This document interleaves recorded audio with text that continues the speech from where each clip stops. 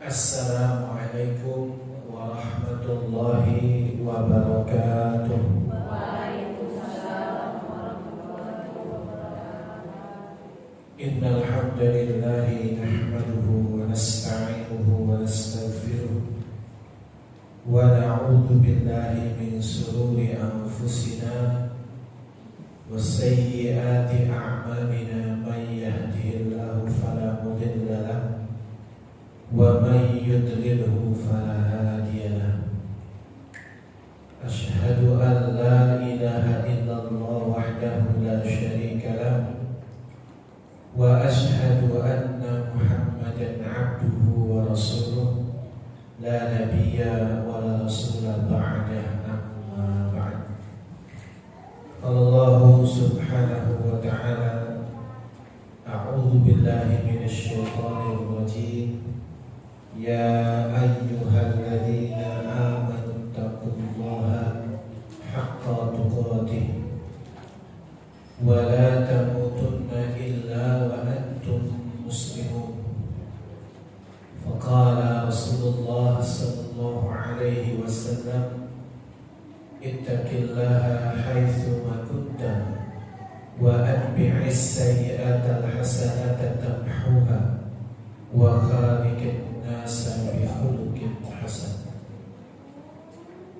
Ummahat wa akhwat yang dirahmati Allah, alhamdulillah pada pagi menjelang siang hari ini kita dimampukan Allah untuk bisa hadir dalam kajian muslimah Masjid Al-Jihad dalam tema Ummul Mukminin Sayyidah Zainab binti Khuzaimah radhiyallahu anha.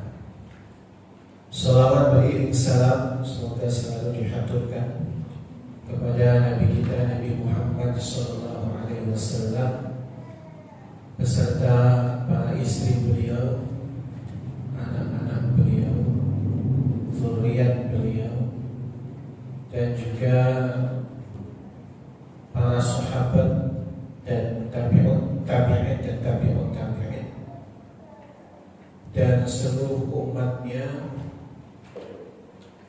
yang selalu senantiasa mencintai dan mengamalkan sunnah-sunnahnya hingga yaumil qiyamah.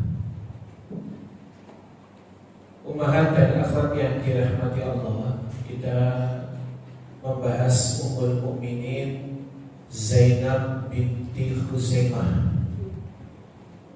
yang punya gelar Ummul Masakin. Ummu itu artinya ibu, masakin itu jamak dari miskin. Jadi ibunya orang-orang miskin. Nama dan nasabnya, nama lengkap beliau adalah Zainab binti Khuzaimah bin Haris bin Abdillah bin Amr bin Abdi Manaf bin Hilal bin Amir bin Sa'sa'ah al-Hilaliyah. Jadi ada satu bangsa, bangsanya bangsa Hilal, masih dalam keturunan orang Arab, tapi memang nasabnya jauh dari nasab Nabi Sallallahu Alaihi Wasallam. Ibunya bernama Hindun binti Auf bin Haris bin Hamatah. Hindun binti Auf bin Harith bin Hamatah. Ini gak ada kaitannya dengan Abdurrahman bin Auf ya. Beda ya. Jadi ibunya bernama Hindun binti Auf. Berdasarkan asal-usul keturunannya, dia termasuk keluarga yang dihormati dan disegani. Karena bangsa Hilal ini bangsa yang berdampingan dengan Quraisy Walaupun ya Quraisy itu lebih tinggi, tapi Al-Hilal ini juga suku yang dihormati, suku terhormat dari raja-raja Arab terdahulu. Tanggal lahirnya tidak diketahui dengan pasti, namun ada riwayat yang menyebutkan bahwa dia lahir 13 tahun sebelum kenabian. Jadi perbedaan umurnya dengan Nabi kira-kira 27 tahun. Jadi kalau Nabi diangkat jadi seorang Rasul itu 40 tahun, Zainab saat itu berusia 13 tahun. Jadi bedanya umurnya dengan Nabi 27 tahun. Keutamaan Zainab. Sebelum memeluk Islam, dia sudah dikenal dengan gelar Ummul Masakin. Kita garis bawahi, sebelum memeluk Islam. Jadi sebelum beliau masuk Islam pun beliau ini orang yang sangat-sangat dermawan, sampai diberi gelar ibunya orang-orang miskin. Ibu itu kan lambang kasih sayang, kebaikan. Berarti kalau diberi gelar ibunya orang-orang miskin, berarti orang yang penuh kasih sayang kepada orang-orang miskin. Itulah yang dijelaskan di dalam kitab Tabaqat Ibnu Sa'ad. Jadi ada nama kitab namanya Tabaqat Ibnu Sa'ad. Ini kitab yang isinya tentang sirah nabawiyah dan sirah ummahatil mukminin. Di situ ada nama Zainab binti Khuzaimah. Itu dijelaskan beliau punya gelar sebelum masuk Islam itu Ummul Masakin. Imam At-Tabari di dalam kitab As-Samtus Samin fi Manaqibi Ummahatil Mukminin pun diterangkan bahwa Rasulullah menikahinya sebelum beliau menikah dengan Maimunah. Nanti setelah ini kita belajar tentang Maimunah binti Al-Harith. Jadi sebelum menikahi Maimunah, kalau menurut Imam Tabari itu Nabi menikahi Zainab. Jadi urutannya sebelum Maimunah, setelah Hafsah binti Umar. Jadi kemarin kita bahas tentang Hafsah, kali ini adalah Zainab binti Khuzaimah. Zainab itu nanti ada dua ya. Ada Zainab binti Khuzaimah, ada Zainab binti Jahsh. Nanti beda. Jadi Nabi menikahi dua Zainab. Jadi ada Zainab binti Khuzaimah, ada Zainab binti Al-Haris. Karena nama Zainab itu nama pasaran. Nama Zainab itu nama pasarannya orang Arab. Orang Arab itu umumnya ngasih nama anak itu Zainab. Jadi kalau di London nama Zainab itu hampir semua keluarga kalau ada punya anak perempuan itu dikasih nama Zainab. Ya. Jadi nama Zainab itu nama yang sangat pasaran di kultur Arab pada saat itu. Kalau kita ngasih nama anak Zainab ya bukan berarti ngikut orang Arab saja, tapi karena ada Zainab binti Khuzaimah yang jadi teladan, ya kan? Atau putrinya Rasulullah juga ada namanya Zainab. Kenapa dikenal dengan Ummul Masakin? Imam Al-Balazari berkata, Ummul Masakin adalah kunyah bagi Zainab di masa jahiliyah. Jadi sebelum masuk Islam, Ummul Masakin melekat sebagai julukannya Zainab. Saking semakin bagusnya orang. Al-Asqalani berkata, Zainab memang dipanggil dengan sebutan Ummul Masakin di masa jahiliyah. Ya, kalau orang Islam udah masuk Islam terus kemudian dia berderma, itu artinya karena memang motivasi ajaran Islam yang luar biasa tentang berderma. Tapi beliau ini bahkan sebelum masuk Islam sudah terkenal kedermawanannya. Dalam sebuah riwayat Imam Tabrani, beliau mengatakan bahwa Rasulullah menikahi Zainab binti Khuzaimah al-Hilaliyah atau sering disebut dengan sebutan Ummul Masakin. Dikenal dengan sebutan itu karena beliau orang yang banyak memberi makan orang-orang miskin. Jadi memang akhlaknya sebelum masuk Islam pun suka memberi makan orang-orang miskin. Jadi orang miskin itu kalau lapar udah nyari Zainab. Ya. Warga sekampung kalau lapar nyari Ibu Zainab. Warga perumahan Gunung Terang nyarinya Ibu siapa gitu kalau di tengah kehidupan yang serba individualis zaman sekarang, itu makin jarang tipikal yang seperti Ibunda Zainab ini. Saya kemarin ngisi kajian di Waikanan, ada ibu yang Waikanan. Itu di rumahnya besar, orang julukinya Ibu Sekampung. Jadi orang-orang kampung itu biasa kalau lapar ke rumah beliau, makan ya tinggal makan aja di rumah. Jadi kalau tiap hari itu masak nasi itu berapa bakul, entah siapa yang lapar pokoknya makan di rumah itu. Tapi rezekinya lancar banget ya. Insya Allah ya. Beliau jadi ibu sekampung itu dari rumahnya cuma geribik. Jadi memang biasa kalau ada orang lapar itu ke rumah beliau. Itu luar biasa ya.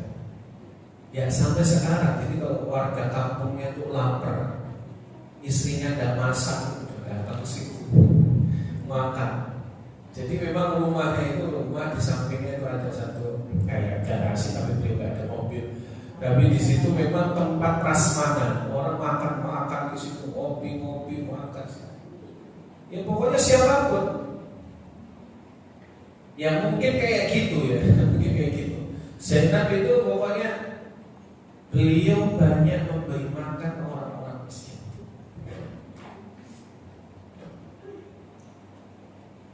Siapapun orangnya, kenal atau tidak kenal, beliau menyayangi orang-orang lemah. Ya, orang lemah dosa. Nanti kita keluarkan di hikmah pelajaran kita nanti insyaallah. Berdasarkan hal itu dapat disimpulkan bahwa Zainab binti Khuzaimah terkenal dengan sifat kemurah hatiannya, murah hati, dermawan, dan sifat santun terhadap orang miskin yang dia utamakan daripada dirinya sendiri. Itu kalau bahasa saya angel, susah. Memberi tapi dengan hati yang rendah hati. Itu nanti dilegitimasi di dalam ayat nanti kita akan kupas di hikmah. Jadi ada ayatnya ternyata. Walaupun beliau ini melakukan tanpa bimbingan siapapun kecuali Allah jelas. Sebelum masuk Islam beliau terkenal murah hati, dermawan, santun kepada para kaum miskin. Sifat tersebut sudah tertanam dalam dirinya sejak beliau belum masuk Islam. Walaupun pada saat itu beliau belum mengetahui bahwa orang baik, penyantun, penderma akan memperoleh pahala di sisi Allah. Jadi belum tahu. ini bakat alami. Kalau bahasanya ini bakat alami orang baik. Ada orang-orang kayak gitu tuh. Ada, walaupun ya bukan Islam, tapi memang Allah kasih akhlak bawaannya memang baik. Meskipun Nabi mengingkari beberapa nama atau julukan yang dikenal pada zaman jahiliyah, tetapi beliau tidak mengingkari julukan Ummul Masakin yang disandang oleh Zainab. Ada kadang julukan yang aneh-aneh bagi orang Arab itu, kayak Abdul Ka'bah. Itu sebenarnya dulu menunjukkan tentang kemuliaan. Karena orang jahiliyah, Abdul Ka'bah itu kan hambanya Ka'bah. Tapi dalam Islam itu tidak boleh mosok hambanya Ka'bah. Ka'bah itu bukan makhluk, bukan Tuhan apalagi. Makanya tidak boleh. Makanya disebutnya Abdullah. Nama yang paling bagus itu Abdullah, Abdurrahman, Abdurrahim. Itu nama paling bagus. Itu kata Nabi. Maka kalau ada orang namanya Abdul Ka'bah diganti sama Rasul. Walaupun di masa jahiliyah itu julukan terhormat, tapi karena memang jahiliyah, ya karena tidak tahu kan, maka diganti jadi Abdullah, ya, atau Abdurrahman, ya, atau Abdurrahim. Itu nama-nama yang bagus. Selain dikenal sebagai wanita yang belas kasih, Zainab juga dikenal sebagai istri Rasulullah yang senang meringankan beban saudaranya. Sebagaimana diriwayatkan oleh Atok bin Yasar, Atok bin Yasir, yang mengisahkan bahwa Zainab mempunyai seorang budak hitam dari Habasyah. Ia sangat menyayangi budak itu, hingga budak dari Habasyah itu tidak diperlakukan layaknya seorang budak. Zainab malah memperlakukan layaknya seorang kerabat dekat. Jadi kalau pada timbangan syariat belum dikatakan tawadhu, seseorang yang belum makan satu meja dengan budaknya. Lagi ini hadis Bukhari ya, yang mengatakan Abdullah bin Umar. Abdullah bin Umar itu mengatakan belum dikatakan tawadhu sampai mau makan satu meja dengan budak sahayanya. Ya kalau kita di zaman sekarang tidak ada budak sahaya. Mungkin terjemahan yang paling mendekati ya untuk sekarang, kalau ibu punya asisten rumah tangga, punya karyawan, ya, kalau sifat tawadhu itu jangan membedakan tempat duduk. Ini tempat duduk, meja majikan yang itu bawahan. Belum dikatakan tawadhu sampai makan bareng satu meja dengan bawahannya. Belum makan semeja dengan asisten rumah tangganya. Jadi hierarki zaman masa lalu yang namanya majikan dan pembantu, itu pembantu nggak boleh duduk di sofa majikannya. Pembantu kalau duduk di bawah meja makan, alat makan, nah itu udah hilang lah. Gitu. Tawadhu itu sampai makan satu meja. Nah itu yang dilakukan oleh Zainab, menganggap bahwa budak sahaya itu kerabat. Sebenarnya ya secara prinsip orang yang dekat dengan kita itu adalah orang yang ada di sekeliling kita. Ya makanya tadi kalau kita contohkan asisten rumah tangga itu, jangan kita menganggapnya sebagai bawahan. Bahkan anak-anak kita itu harus diajari. Kata Rasul, la taqul, jangan kau katakan abdi kepada hamba, pada budak itu, hei budakku, nggak boleh. Maka Nabi memandang kalau budaknya itu adalah anak muda, Nabi memanggilnya ya fata, hei anak muda. Kalau dia lebih tua, wanita, mungkin panggil mbak. Ya. Itu ngajarin kepada anak-anak kita supaya rendah hati. Nah, Zainab ini memperlakukan budak sahayanya layaknya seperti seorang kerabat dekat. Sekarang keislamannya. Zainab binti Khuzaimah termasuk kelompok orang yang pertama-tama masuk Islam dari kalangan wanita.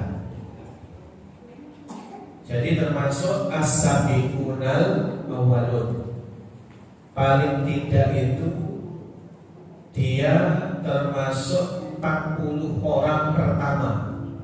Jadi ruang lingkupnya adalah 40 orang pertama yang masuk Islam. Urutannya keberapa dari 1 sampai 40 tidak dijelaskan dalam riwayat. Yang jelas beliau 40 orang pertama masuk Islam. Yang mendorongnya masuk Islam adalah akal dan pikirannya yang baik. Dari dulu ketika masa jahiliyah terdapat penolakan dalam pikiran dan hatinya tentang kesyirikan. Kenapa menyembah berhala?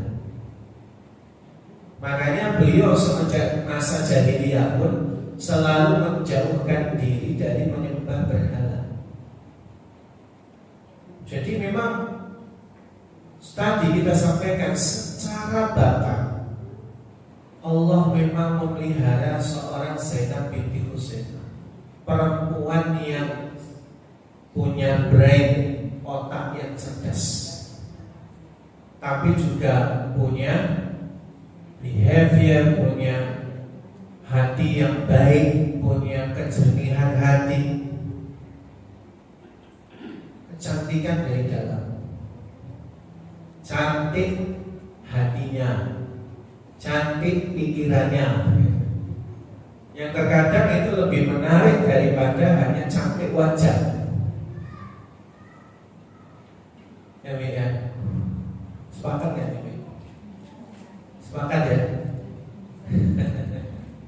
Cuma kebanyakan manusia lebih peduli dengan wajahnya daripada hati. Kenapa?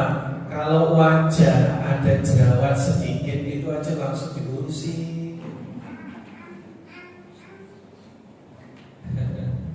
Tapi kalau hati ada noda, kadang cuek. Itu manusia kebanyakan.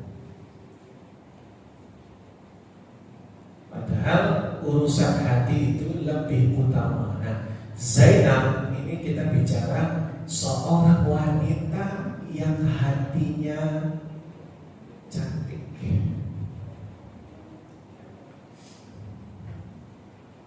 Pernikahan sebelumnya, Zainab binti Khuzaimah awalnya adalah istri dari Tufail bin Al-Harith. Namun kemudian Tufail menceraikannya. Lalu kemudian beliau dinikahi saudara Tufail sendiri yang bernama Ubaidah bin Al-Haris radhiyallahu anhu. Yang Ubaidah ini juga masuk Islam. Jadi sebelum masuk Islam beliau nikah dengan Tufail bin Haris. Lalu setelah masuk Islam beliau menikah dengan Ubaidah bin Al-Haris radhiyallahu anhu yang kemudian mati syahid di perang Badar. Jadi beliau ini menjanda 2 kali. Ubaidah bin Al-Haris termasuk sahabat yang sangat pemberani. Beliau adalah salah satu dari 3 orang yang menantang pasukan Quraisy untuk adu 1 lawan 1. Yang pada saat itu orang pada gentar karena memang baru pertama kali perang. Yang maju adalah Hamzah dan Ali, termasuk Ubaidah bin Al-Haris. Jadi perang, Ubaidah kena luka parah, tidak meninggal langsung di perang Badar, tapi setelah dirawat kemudian beliau Ubaidah bin Al-Haris, suami kedua dari Zainab binti Khuzaimah. Setelah Ubaidah wafat, tidak ada riwayat yang menjelaskan tentang kehidupannya hingga Rasulullah menikahinya.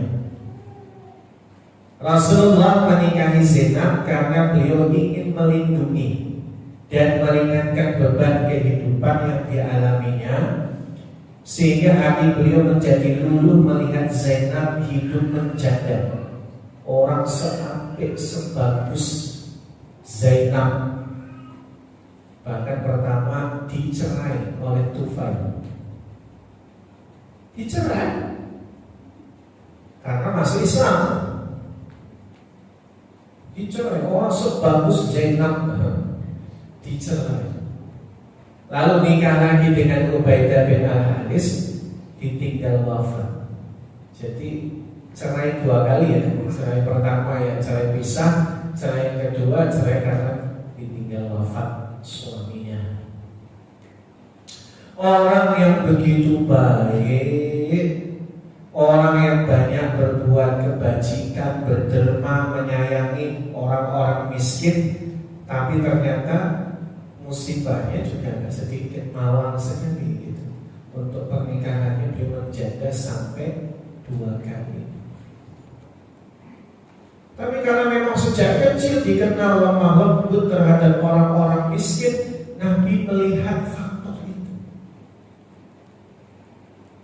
melihat sebuah nilai value yang baik, value yang jarang dimiliki orang yang punya hati sebaik Zainab. Ya, maka akhirnya apa? Beliau menikahi Zainab binti Khuzaimah. Tidak diketahui dengan pasti masuknya Zainab ke dalam rumah tangga Nabi. Maksudnya kapan persisnya? Apakah sebelum perang Uhud atau sesudahnya? Perbedaannya antara sebelum atau sesudah Uhud, tepatnya tanggal atau tahun 3 Hijriah. Yang jelas Rasulullah menikahinya karena kasih sayang terhadap umatnya, walaupun wajah Zainab bukan termasuk cantik ya. Apalagi sudah menjadi janda 2 kali, dan tidak seorang pun dari kalangan sahabat yang bersedia menikahinya. Ya, karena kan manusia itu kadang nyari wajahnya yang cantik. Udah gitu, yang dicari maaf gadis. Nah ini janda 2 kali, wajahnya bukan termasuk cantik, tapi Nabi menikahinya. Padahal sahabat-sahabat yang lain tidak bersedia untuk menikahinya.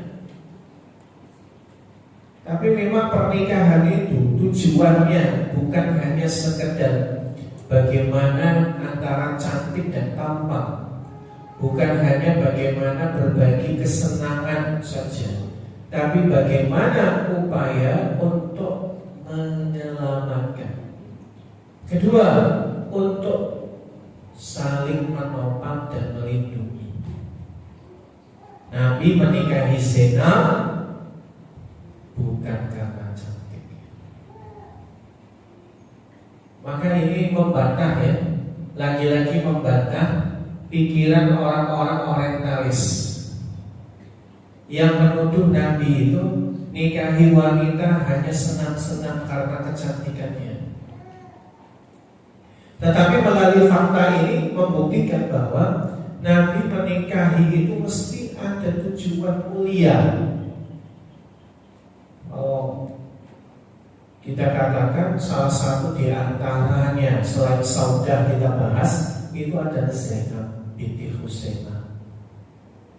Bukan termasuk cantik, janda 2 kali. Berarti kalau dinikahi Rasul orang ketiga ya. Kalau janda sekali itu masih penting. Ini Zainab sudah menjanda 2 kali. Itu kan salah satu di antara yang membantah orang-orang barat yang nuduh Rasul menikah itu tujuannya syahwat saja. Ini Nabi bukan syahwat. Orang yang semulia hatinya seperti Zainab, makanya Nabi menikahinya karena amal-amal kebaikan seorang Zainab yang hatinya cantik, yang itu menjadi modal utama Nabi menikahi Zainab. Makanya seringkali tadi perempuan itu dikatakan wanita solihah. Apa cirinya nih? Bila dipandang menyenangkan.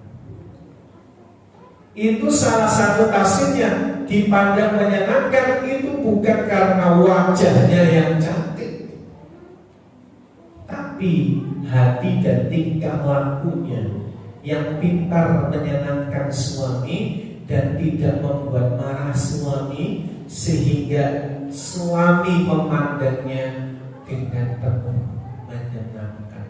Kalau melihat istrinya itu melihat kebaikan, gitu. Jadi kagetnya kalau suami mandang Umi itu, yang dipandang itu Umi yang penuh kasih sayang, Umi yang penuh kelapangan dada, memberi maaf, Umi yang selalu siap 24 jam melayani suaminya, yang lisannya menyejukkan sekali. Datang suami Umi, maaf hari ini rezekinya belum cukup untuk 1 hari makan. Istri yang menyejukkan itu tidak apa-apa, suamiku sedikit berkah, insya Allah semangat suami. Itu. Ini bukan yang kurang nih, karena cukup.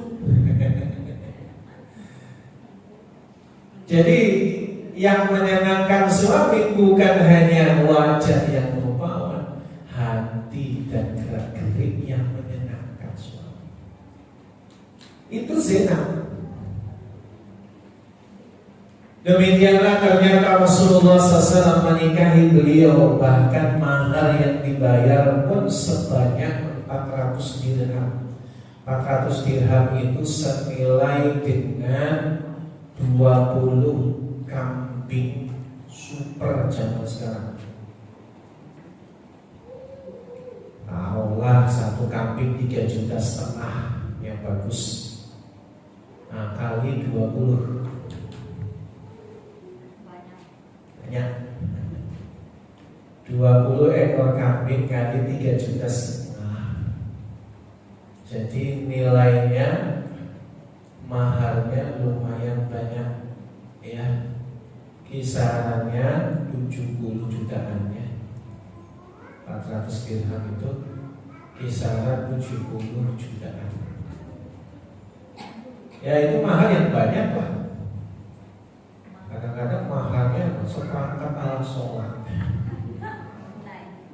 Ada yang Umi dikasih mahar seperangkat alat sholat? Ada. Toh, tapi ada emasnya. Oh enggak ada. Alangkah murah hati.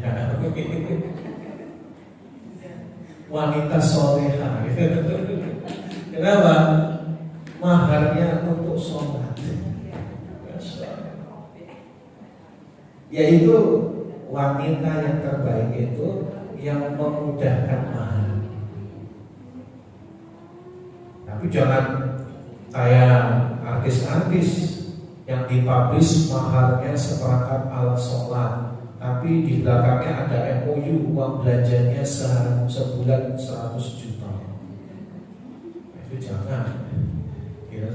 Suaminya bangkrut, minta cerai, alasannya sudah beda pandangan hidup.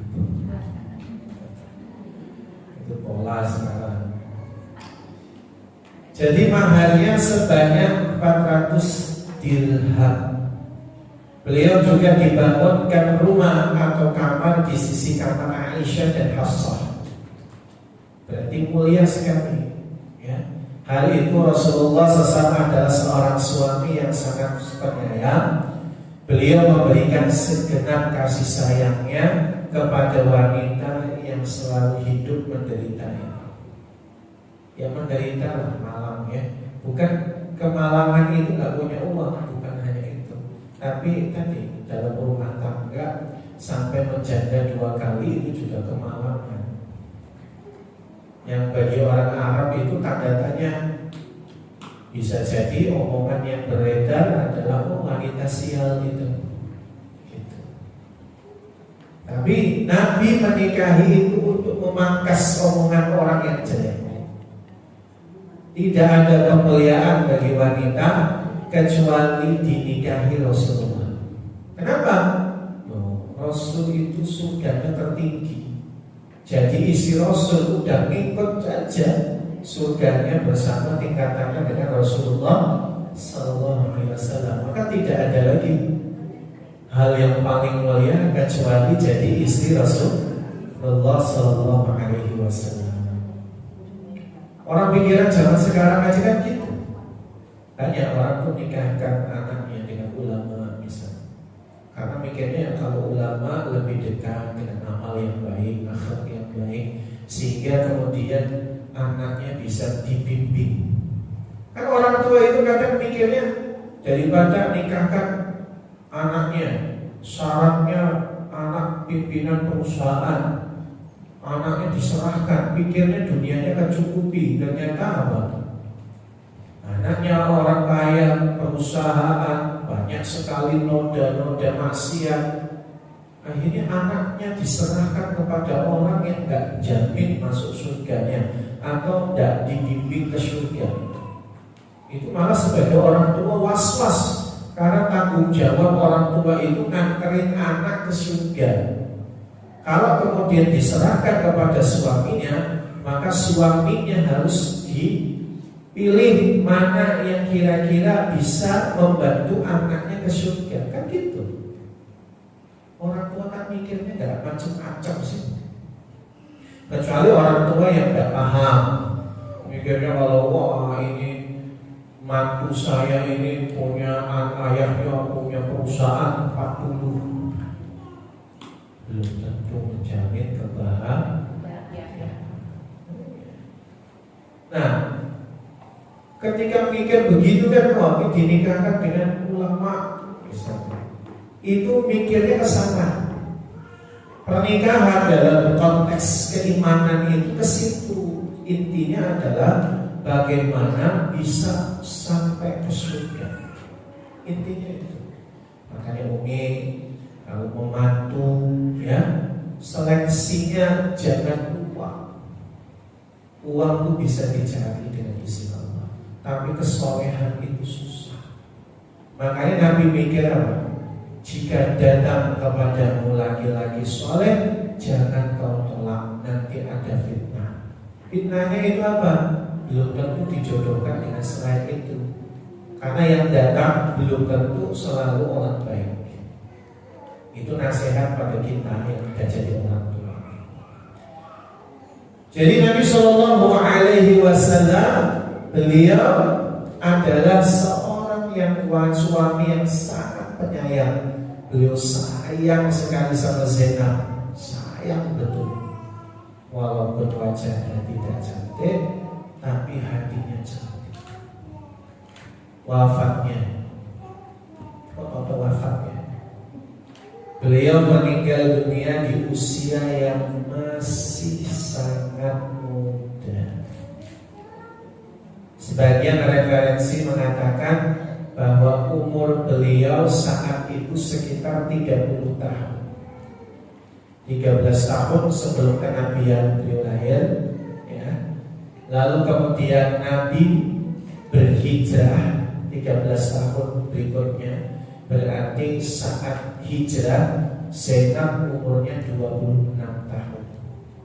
Ketika menikah dengan Rasulullah SAW, maka Zainab usianya 29 tahun kurang, meninggal umur 30. Jadi berumah tangga dengan Rasul cuma setahun lebih. Tapi itu sudah masuk ke dalam daftar beliau calon penghuni surga di tingkatan yang paling tinggi bersama Rasulullah. Itu hadiah dari Allah, jelas. Hadiah dari Allah. Karena baiknya beliau kepada orang-orang miskin sejak muda, sejak kecil, memang menyayangi orang-orang miskin. Di dalam kitab sirah tidak dijelaskan penyebab kematiannya, apakah karena sakit atau tidak. Mungkin sakit tapi tidak dijelaskan sakitnya apa. Yang jelas beliau meninggal di usia sangat muda, sekitar umur 30 tahunan. Rasulullah sendiri yang menyolatinya, beliau yang memandikannya, beliau yang mengafani, beliau pula yang menyolatinya. Masya Allah, kemuliaan betul dimandikan oleh Rasulullah SAW. Sedangkan Imam At-Tabrani mengatakan Ummul Masakin meninggal dunia saat Rasulullah masih hidup. Beliau hanya sebentar hidup bersama Rasul. Beliau meninggal dunia pada bulan Rabiul Akhir tahun 4 Hijriah di Madinah. Cocok, karena nikah di tahun 3 Hijriah, meninggal di tahun 4 Hijriah, setahun berikutnya. Jadi cocok hitungan kita tadi. Cocok. Jadi beliau berumah tangga hanya 1 tahunan. 1 tahunan. Dan meninggal usianya masih muda, 30 tahun. Nah, kita ungkap hikmah kisah Zainab binti Khuzaimah. Yang pertama adalah berkaitan dengan sedekah adalah bukti iman.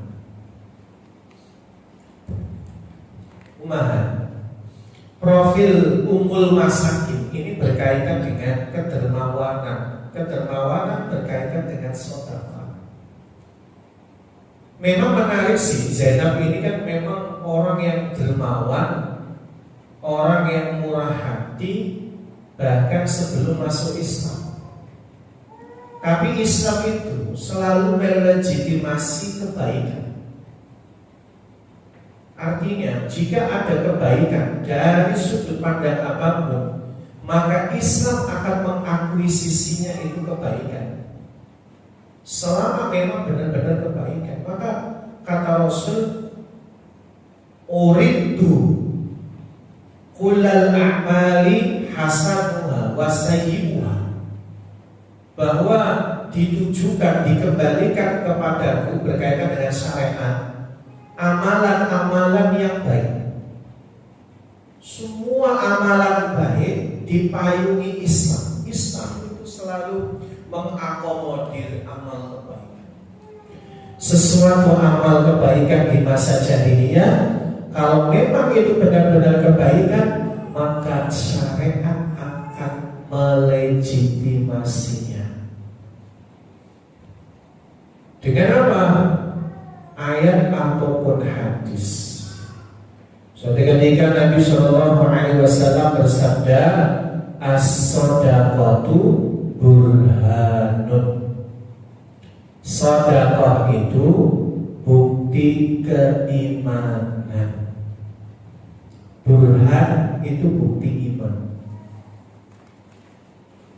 Jadi sedekah itu kaitannya dengan iman. Kedermawanan itu kaitannya dengan iman. Orang tuh makin dermawan, imannya makin bagus.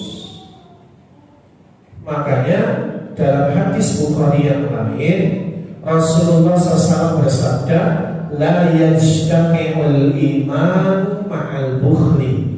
Tidak akan bercampur iman dengan kebakhilan.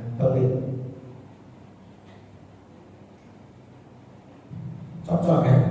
Sedekah itu bukti iman, sedangkan pelit berarti tidak membuktikan ada keimanan.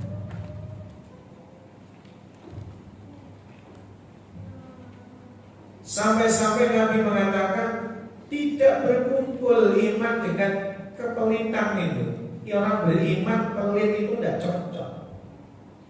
Orang pelit tandanya kurang iman. Apa buktinya ini? Minimal iman kepada Allah dan hari akhir. Kan mestinya paham kita itu berkaitan dengan harta. Yang kita sedekahkan itu gak kemana-mana. Itu adalah harta kita yang sesungguhnya. Kan orang beriman mikirnya ke sana. Apa yang disedekahkan itu adalah hartanya yang sesungguhnya, yang akan bermanfaat di yaumil qiyamah.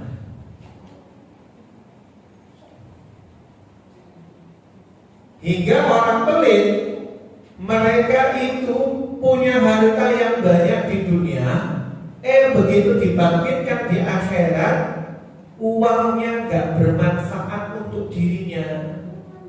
Dia tumpuk uangnya di saldo bank banyak miliaran, bahkan triliunan, cocok untuk 7 turunan. Giliran kemudian dibangkitkan, uang triliunannya itu gak manfaat bagi dirinya untuk menyelamatkan dari neraka atau masuk ke surga.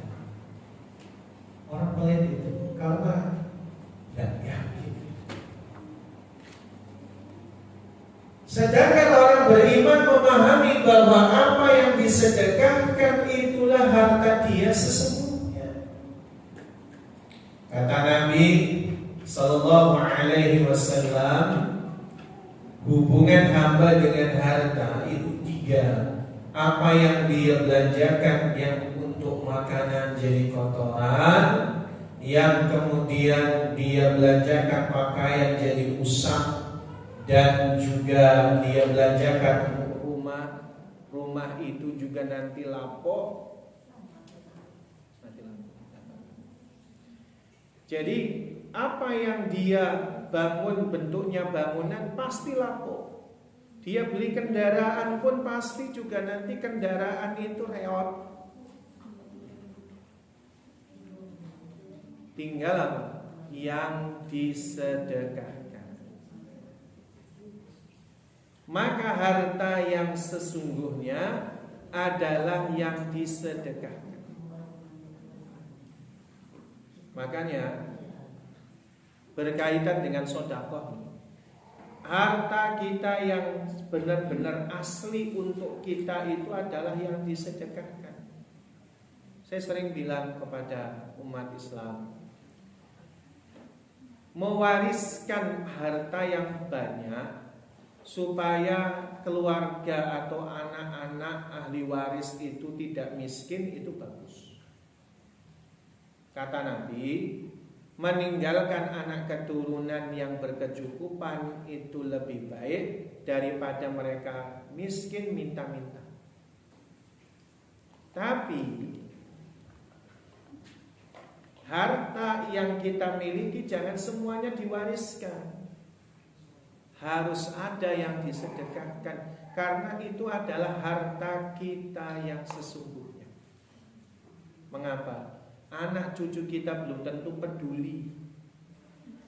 Wong kadang harta warisan jadi rebutan, berantem, anak-anaknya, adik dan kakak berantem gara-gara warisan. Setelah dapat warisan, boro-boro ingat bapak ibunya, untuk disedekahkan atas nama bapak ibunya belum tentu.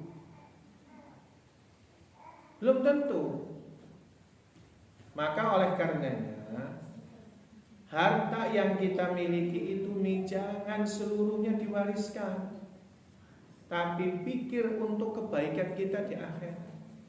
Contoh kayak Abdurrahman bin Auf. Abdurrahman bin Auf itu dia selalu membagi apa yang diwariskan dengan disedekahkan. Yang diwariskan itu sama nilainya dengan yang disedekahkan. Makanya dalam hidup beliau, seluruh hartanya itu dibagi dua. Separohnya disedekahkan, separohnya nanti jadi warisan. Sampai kemudian beliau sebelum meninggal itu mengumpulkan harta sisanya. Sisanya tinggal 1 juta dinar. 1 dinar itu 3,5 juta.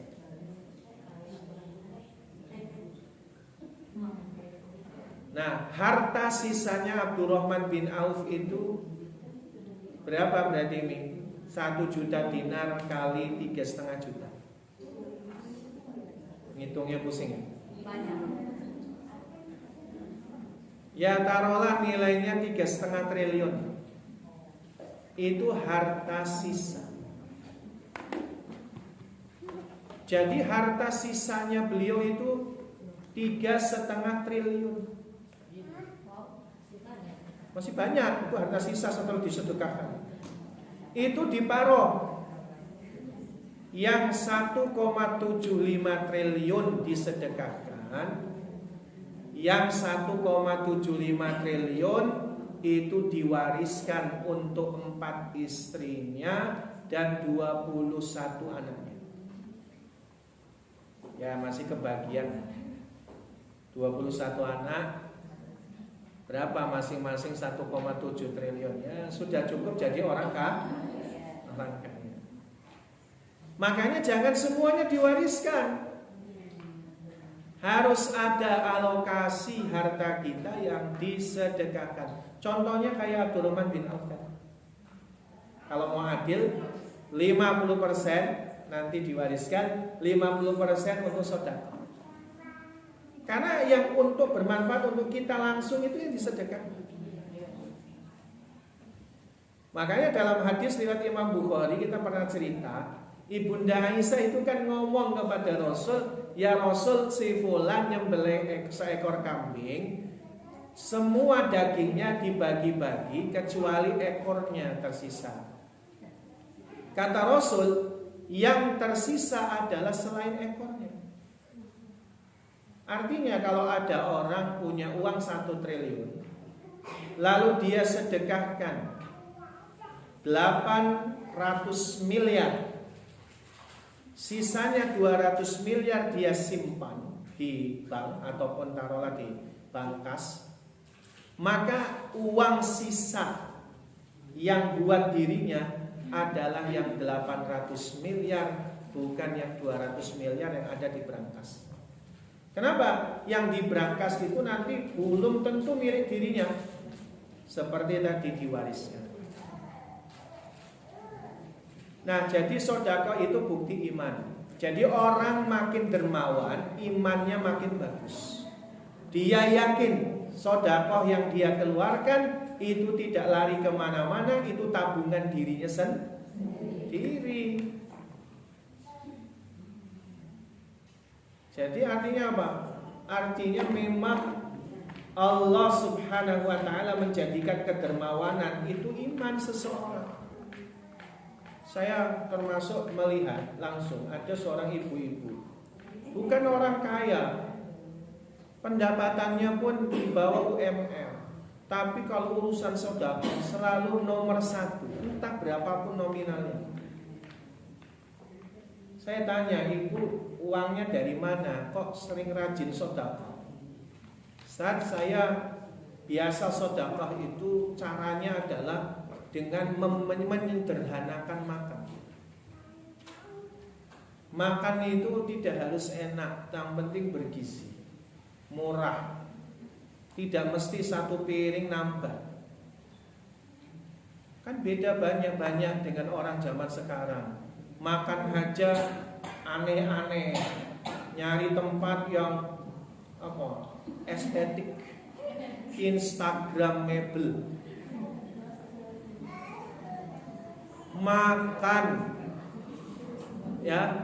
Makan pecel lele saja harus pakai ayunan. Zaman sekarang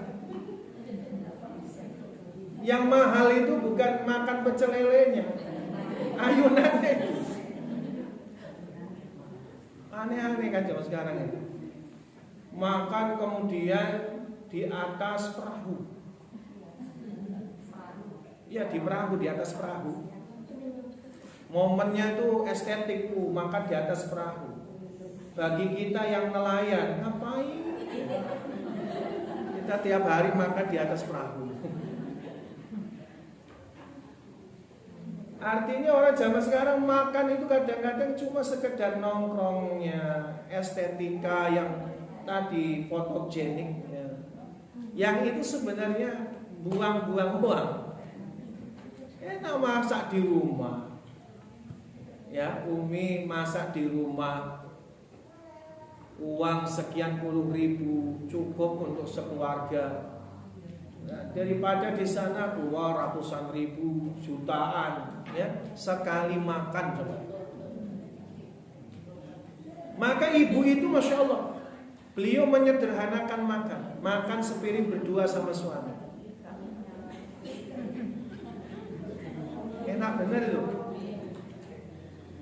Makan sepiring berdua sama suami, lauknya sepotong daging pun dibagi dua. Ayam bagi dua, tempe bagi dua.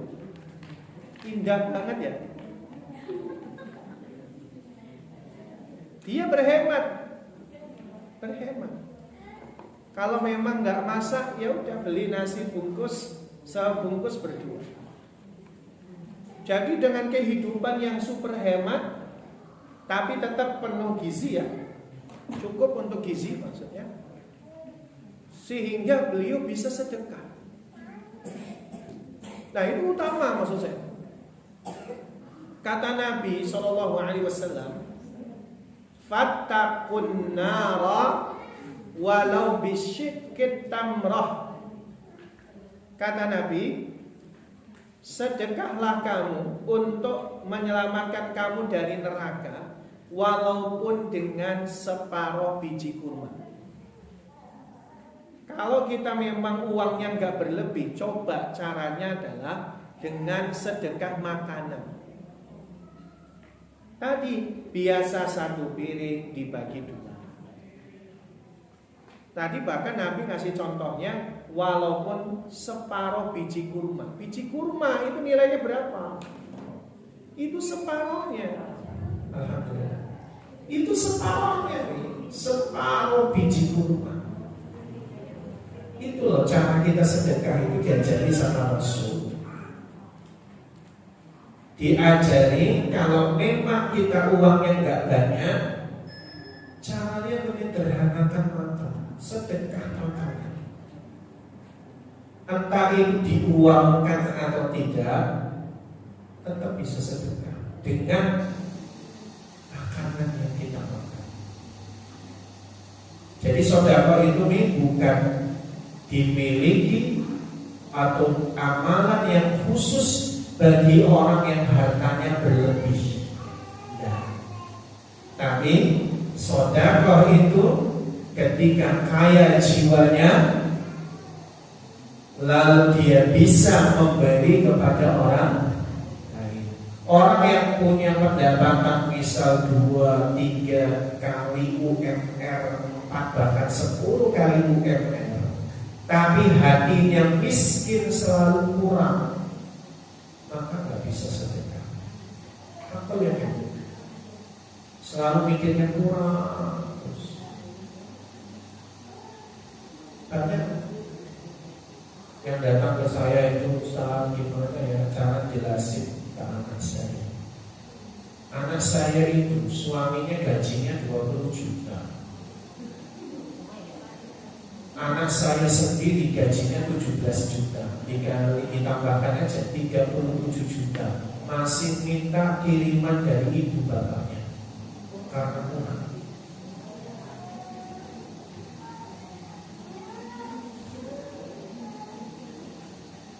Suami istri digabung gajinya 37 juta.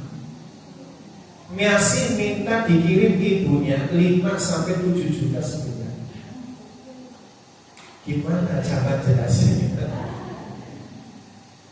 Rupanya selidiki punya selidiki, karena saya dimintai nasihat, saya selidiki lah, nanya-nanya gitu ke anaknya. Saya tanya ke suaminya yang laki-laki, ini kenapa kok bisa darahnya kurang? Iya, ini anak saya sekolahin Ustaz. Sebulan SPP-nya 7,5 juta. Padahal itu anaknya masih 3 tahun. Jadi anaknya itu sekolah, ya mungkin usia PAUD gitu. Sekolahnya seminggu masuk 3 kali saja. Sekali belajar maksimal 2 jam. Tapi sekali masuk itu dilatih luar biasa. Itu SPP-nya 7,5 juta. Saya tanya kurikulumnya, saya tengok kurikulumnya, nanya pelajarannya cuma bagaimana anak-anak pakai tali sepatu dengan benar. Orang tua masuk ke situ kenapa? Gaya hidup teman-teman. Ya masukin anaknya ke situ. Cuma ngajari bagaimana lari, bagaimana pasang sepatu dengan benar, bagaimana dia bisa ganti baju sendiri. Ya Allah, ibu lakukan itu semua di rumah tanpa anak-anak disuruh sekolah khusus pakai sepatu. SPP-nya 7,5 juta.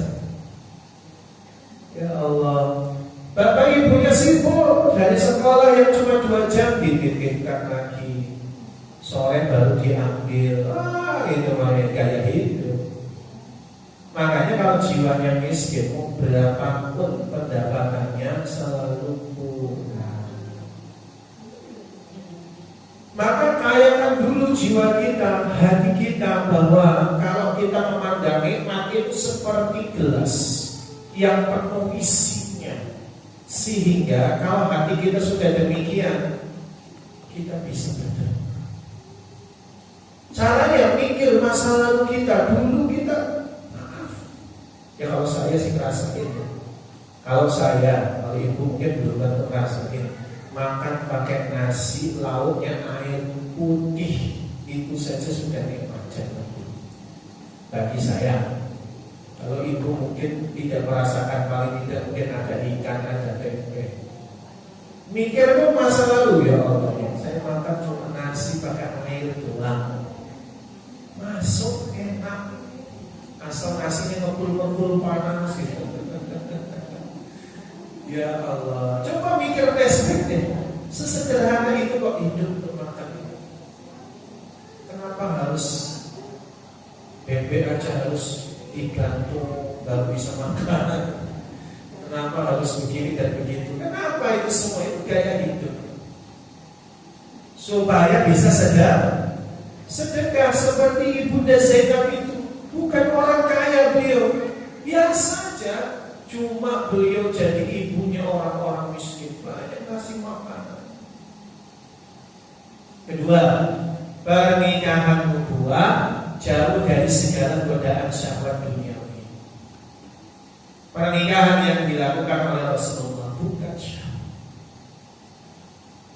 Kita sebagai umatnya juga memahami ini. Syahwat itu manusiawi, tapi jangan melulu persoalan itu. Kita bakal menua.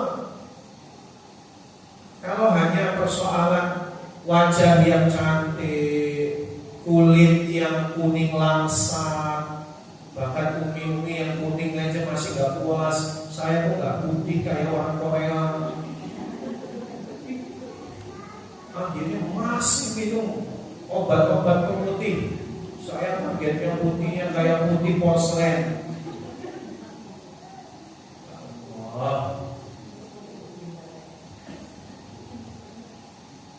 Biayanya habis untuk budaya itu Indonesia.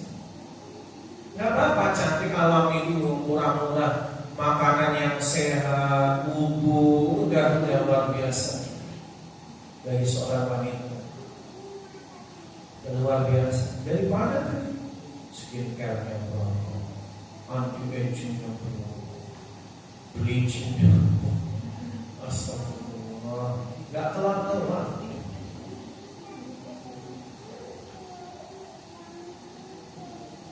Jadi kita menikah dengan berbagai macam latar belakang di awal, hindari hanya persoalan syahwat itu ya Allah.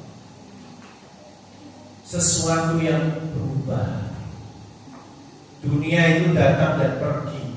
Kecantikan pun sama. Yang muda akan tua, yang cantik pun akan keriput. Kalau hanya persoalan syahwat, dia nggak ada puas-puas. Saya selalu nasihati ke bapak-bapak, Pak, bukan istri bapak yang kurang cantik. Benar itu datang ke saya, Ustaz, saya tidak mencintai istri saya lagi. Ini bapak-bapak. Saya katakan, Pak, istri bapak itu belum tentu tidak cantik. Belum tentu. Persoalannya adalah mata bapak yang jalan. Bapak tersinggung ya. Ustaz ini, loh, ini ilmu Pak. Kenapa di dalam Al-Quran para suami itu ditekankan untuk yaghudduna min absarihim, menundukkan pandangan? Itu untuk maslahat bapak-bapak para lelaki. Imam Ibnu Qayyim itu sampai mengatakan, laki-laki yang dia bertakwa, yang menundukkan pandangannya, tidak melihat wanita yang bukan istrinya, maka dia orang yang paling bahagia. Kenapa? Ketika dia melihat istrinya cantik sekali. Kenapa? Karena dia tidak punya referensi lain. Dia cuma tahu istrinya itulah wanita sesungguhnya. Sehingga apa? Dia nggak perlu membandingkan dengan yang lain. Sehingga istrinya di rumah pasti cantik. Nah, yang menganggap istrinya sudah tidak cantik lagi, makanya jabatan. Lihat wanita cantik dipototin, lihat HP model-model yang cantik, yang mulus. Belum tahu model-model itu pakai filter semua. Jadi lihat di HP-nya wanita-wanita cantik, seksi, montok misalnya. Giliran masuk ke rumah, akhirnya apa? Gak bahagia. Maka saya katakan kepada bapak-bapak, Pak, kalau mau bahagia, matanya ditutup, gak usah lihat perempuan lain. Ibu, makanya haram hukumnya cerita wanita lain di depan suami, gak boleh. Laki-laki nanti membayangkan. Sekedar walaupun bercanda, itu anaknya si itu begitu gede cantik sekali ya, ya Pak. Oh yang mana fotonya? Nah, laki-laki. Lain. Makanya jangan suka cerita perempuan lain kepada suami, supaya suami itu cuma satu, the only and the one, itu adalah istri. Nah, gitu. Jadi memang nikah secara Islami bukan hanya syahwat dunia. Ketika Allah mengangkat derajat hambanya yang dikehendakinya atas amal kebaikan seorang Zainab, itu Allah angkat betul derajat beliau sampai pada kedudukan wanita yang paling puncak, yaitu jadi istri Nabi SAW. Bagi orang beriman itu posisi puncak, derajat puncak itu jadi istri Nabi.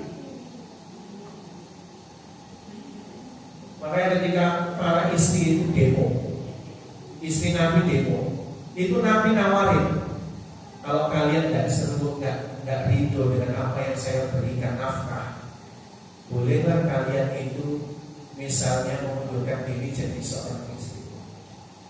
Tawarin, kok nangis semua istri-istrinya. Banyak yang bilang, ya akhirnya mereka berkata, jangan ceraikan. Karena kedudukan sebagai istri Rasulullah itu luar biasa. Jadi Allah mengangkat derajat hambanya yang dikehendakinya. Derajat yang paling mulia adalah kedudukan seorang istri Nabi Muhammad SAW. Terakhir, tadi sudah kita singgung, Islam melegitimasi kebaikan apapun meskipun dari lumpur jadi. Kebaikan apa yang mungkin lakukan akan dilegitimasi dari Islam. Kebaikan itu universal. Hatta kata Nabi, yumitul adha anil tariq, menyingkirkan duri dari tengah jalan. Apa artinya ini? Memberi kebaikan itu bukan hanya memberi sesuatu, tetapi ketika kita menahan diri untuk tidak menyakiti orang lain, itu juga kebaikan. Mulut kita, tangan kita jangan sampai merugikan orang lain, itu kebaikan. Kebaikan itu seluas itu. Kita berupaya tidak merugikan tetangga. Batas tanah hati-hati. Jendela jangan sampai mulut ataupun pintu jendela kita ke tanah orang. Kita nanam apapun jangan sampai merugikan orang. Kita parkir kendaraan jangan sampai di tanah orang. Jangan sampai merugikan orang. Itu pun kebaikan. Jadi menahan lisan, menahan tangan supaya tidak merugikan orang, itu juga kebaikan. Kebaikan. Hidup tidak menyakiti orang, tidak merugikan orang. Sampai Nabi ngasih contoh, termasuk kebaikan adalah menahan untuk tidak meludah sembarangan. Ini laki-laki kebanyakan, kalau perempuan sih insya Allah tidak gampang meludah sembarangan. Oh, laki-laki itu jual. Nabi ngomong, termasuk kebaikan tahan air ludahmu, jangan sampai merugikan orang lain. Ternyata itu sudah Nabi kumandangkan ribuan tahun yang lalu. Bermanfaatnya coba pandemi kemarin kita dapat pelajaran. Droplet itu menularkan virus misalnya. Supaya tidak merugikan orang kita pakai masker, supaya tidak merugikan orang lain kita pakai tisu, dibuang di tempat yang seharusnya memang tidak sembarangan. Loh, Nabi sudah war itu sudah ngasih nasihat itu ribuan tahun yang lalu. Dan itu termasuk kebaikan. Wallahu a'lam. Demikian Umi, Umahan, Abang sekalian, rasanya waktunya sudah habis 11.15. Sudah lewat. Mohon maaf ya, kalau ada yang mau didiskusikan, oh itu sudah.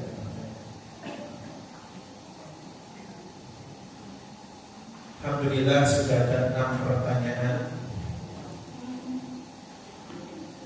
Mudah-mudahan waktunya cukup.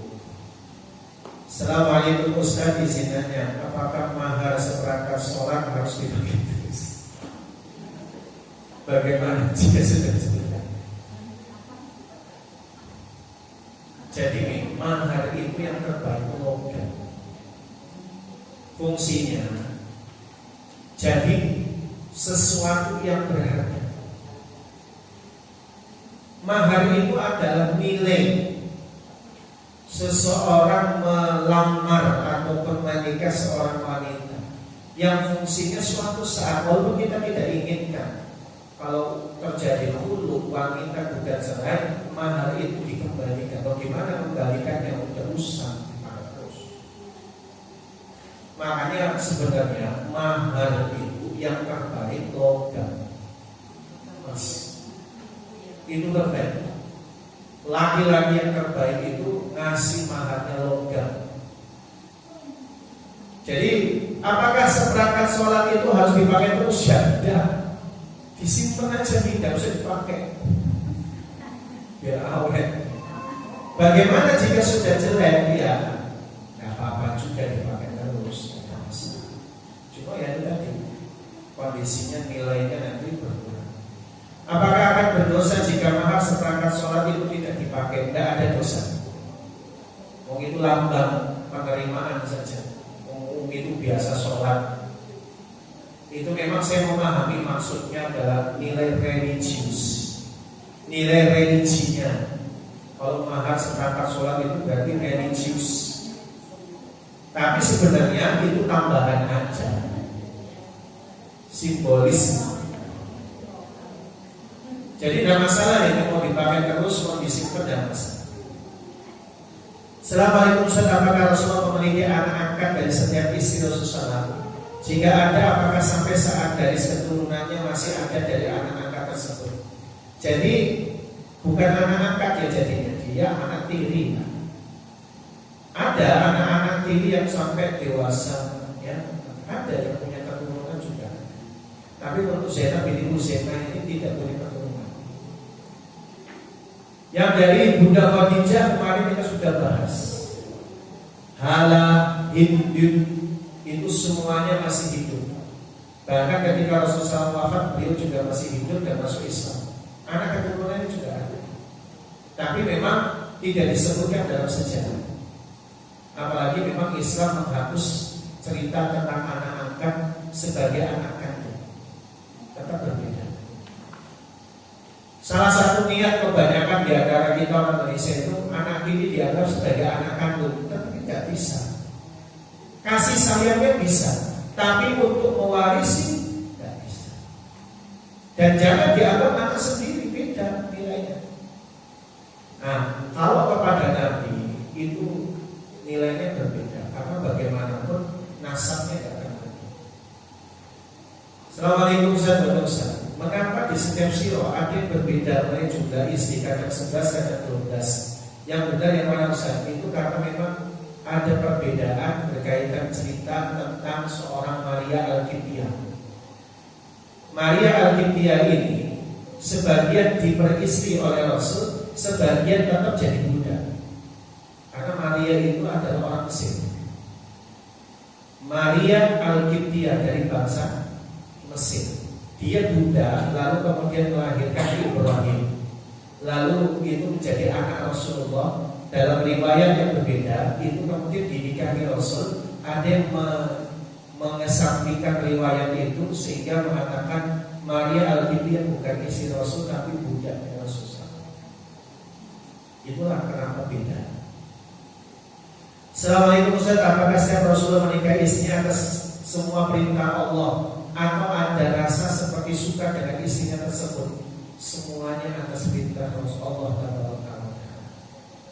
Nabi ada kecenderungan, lalu kemudian Al-Quran ataupun Allah memberikan satu perintah untuk menikahnya, baik yang lewatnya Al-Quran atau malaikat Jibril yang datang, seperti Ibunda Aisyah kemarin itu dari malaikat Jibril. Assalamualaikum Ustaz, izin tanya, pada masa jahiliyah orang-orang dulu sebelum memeluk Islam beragama apa? Apa hanya meyakini Allah adalah Tuhan?